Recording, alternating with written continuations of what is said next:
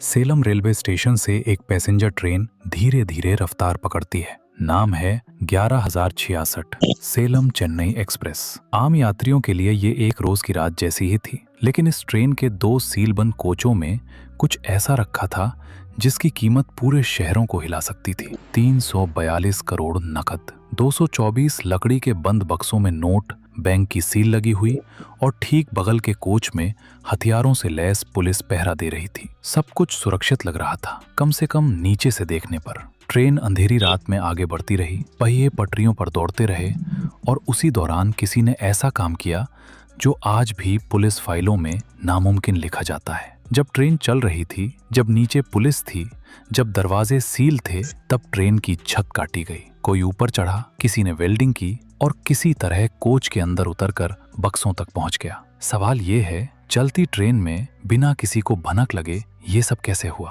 Part 1, setup and background. Bharat में रोज लाखों note लोगों के हाथों से गुजरते हैं, लेकिन हर नोट की एक उम्र होती है। समय के साथ कुछ नोट फट जाते हैं, गंदे हो जाते हैं, उन पर लिखा पढ़ी हो जाती है या वे चलन के लायक नहीं रहते। ऐसे नोटों को बैंकिंग की भाषा में कहा जाता है सॉइल्ड और म्यूटिलेटेड करेंसी। ये नोट दोबारा बाजार में नहीं चलाए जा सकते, इसलिए देश के सभी बैंक इन्हें इकट्ठा करके reserve bank of India RBI को भेजते हैं। आरबीआई इन नोटों को अपने करेंसी चेस्ट में जमा करता है, फिर या तो उन्हें नष्ट किया जाता है या नई करेंसी से रिप्लेस किया जाता है। ये एक रूटीन प्रक्रिया है जो हर हफ्ते, हर महीने देश भर में चलती रहती है। लेकिन 8 अगस्त 2016 को यही रूटीन प्रक्रिया भारत की सबसे रहस्यमयी ट्रेन लूट की नींव बन गई। उस दिन तमिलनाडु के अलग अलग बैंकों, खासतौर पर स्टेट बैंक ऑफ इंडिया और इंडियन बैंक से पुराने नोटों का एक बड़ा कंसाइनमेंट तैयार किया गया। ये सारे नोट ज्यादातर 500 रुपए के पुराने नोट थे, जो 2005 से पहले के थे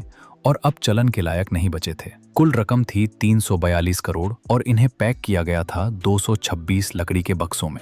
हर बॉक्स सील्ड था, गिना हुआ था और कागजों में पूरी एंट्री मौजूद थी। इस पूरे कैश को भेजने के लिए चुनी गई ट्रेन थी train number 11064 Salem Chennai express. ये एक नाइट पैसेंजर ट्रेन थी जो रोजाना सेलम से रात के वक्त चलकर सुबह चेन्नई एग्मोर पहुंचती थी। 8 अगस्त की रात भी ट्रेन अपने तय समय पर सेलम स्टेशन से रवाना हुई। आम यात्रियों के लिए ये एक सामान्य यात्रा थी। लोग अपने अपने कोच में सोने की तैयारी कर रहे थे, कोई मोबाइल देख रहा था, कोई खिड़की से बाहर अंधेरा। लेकिन ट्रेन के एक खास हिस्से में एक पार्सल कोच ऐसा था जिसमें कोई यात्री नहीं था, सिर्फ वही 226 बॉक्स और उनके भीतर 342 करोड़। द हाइस्ट नाइट, मैंने एक्शन। 8 अगस्त 2016 की रात, घड़ी लगभग 9:30 का वक्त दिखा रही थी जब सेलम चेन्नई एग्मोर एक्सप्रेस धीरे